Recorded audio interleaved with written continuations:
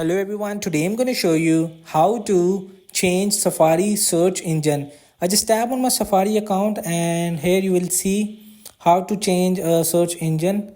I will just tap on here, you will see there is a default search engines. I will just move in my home screen and just tap on this settings and scroll down to find a Safari option and just tap to Safari, and inside the option you will be see the search engine. A little bit scroll down to find a search engine. Here you will see the search engine. So you will see the default is Google, Yahoo, Bing, and DuckDuckGo and Xoa. So you will be just select it and change the search engine in Safari.